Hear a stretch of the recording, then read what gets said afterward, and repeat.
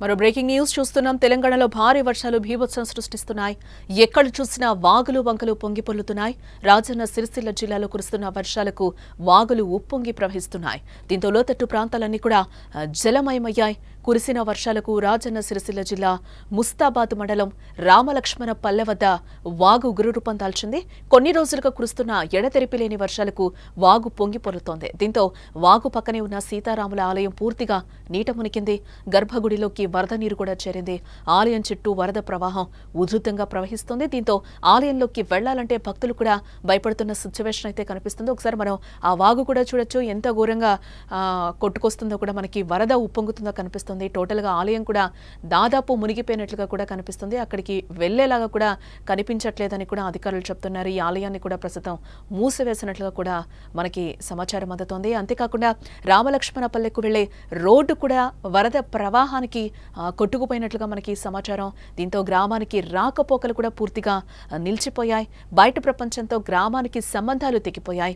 వరద ప్రవాహం తగ్గితే తప్ప రోడ్డు కనపడని సిచ్యువేషన్స్ అక్కడ నెలకొన్నాయి. మరికొన్ని చోట్ల కొట్టుకుపోయిన రోడ్డును చూసి గ్రామస్తులు కూడా తీవ్ర ఆందోళన వ్యక్తం చేస్తున్నారు. అధికారులను సంప్రదించినా ఎలాంటి ఫలితం లేదని కూడా అంటున్నారు. ఈ వర్షాలు ఎప్పుడు తగ్గుతాయో, తమ కష్టాలు ఎప్పుడు తీరుతాయని గ్రామస్తులు వాపోతున్నారు. అధికారులు వెంటనే స్పందించి రోడ్డును మరమ్మతు చేయాలని కూడా ప్రజలు కోరుతున్నారు.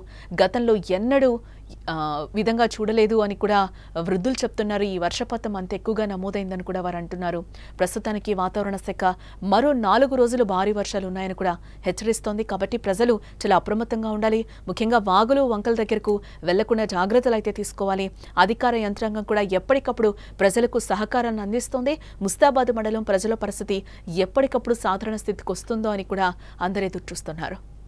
రామలక్ష్మణపల్లి మానేరు వాళ్ళు మానేరు నది పొంగుతుంది కాబట్టి మాకు ఈ ముస్తాబాద్ మండలం ఎల్లారెడ్డి మండలంకు ఇది బైపాస్ రోడ్ లెక్క ఉండేది.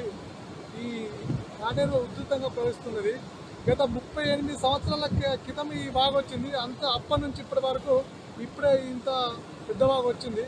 మా రాములవారి గుడి చూత ఈ చుట్టూ మేము పెట్టిన ఒక 4 లక్షలు ఖర్చు పెట్టి జాలీలు కానీ ముంగడ మెయిన్ డోర్ కానీ పెట్టాం. అది చూత కొట్టుకపోయినాయి. ఈ రోడ్డు ఉండే మాకు కాజ్వే ఉండే.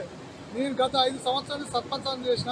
అప్పటి నుంచి మాకు మంత్రి గారు కేటీఆర్ సుతా ఇది బ్రిడ్జి కావాలంటే సార్ సుతా నెక్స్ట్ ఇయర్లో చేస్తామన్నాడు. అంతర్లాగే ఈ మా ప్రభుత్వం పోయింది. ఇప్పటికైనా ఈ ప్రభుత్వం స్పందించి మాకు ఒక బ్రిడ్జి సాంగ్ చేసి మాకు ఈ ముస్తాబా మండలానికి ఎల్లవేడిపోయిన మన రాకపోకలు కల్పించాల్సిందిగా కోరుచున్నాం. మాకు ఎప్పుడైనా ప్రతి సంవత్సరం వర్షాలు వస్తే ఇదే ఇబ్బంది అవుతుంది. ఈ కాజ్వే కొట్టుకపోవడు మళ్ళీ పోయడానికి గవర్నమెంట్ 2 సంవత్సరాలు 2 నెలలు 3 నెలలు టైం పడుతుంది. ఇప్పుడు మా కాజ్వే తోటి బాగా ఇబ్బంది అవుతుంది. మాకు ఇక్కడే రాములవారి టెంపుల్ ఉంది పక్కనే. టెంపుల్కి పోయేతంటే కూడా చాలా ఇబ్బంది అవుతుంది మాకు ఎప్పుడు ప్రతి సంవత్సరం. ఇదే ఈ కాజ్వే పైన మాకు బ్రిడ్జి శాంక్షన్ చేస్తే మాకు చాలా సంతోషం. మన గవర్నమెంట్ అయినా ఇప్పటికైనా చర్య తీసుకొని మాకు ఈ బ్రిడ్జి మంజూరు చేయగలని మేము మనవి చేస్తున్నాం. మాకు గుడికి మాకు చాలా కన్వెంట్గా ఉంటుంది. మాకు చాలా మంచిగా ఉంటుంది. మా గుడి కూడా బాగా నష్టపోయింది. ఇక వర్షానికి ఒక 4-5 లక్షల నష్టమైంది. పాఠకులు రామలక్ష్మణపల్లి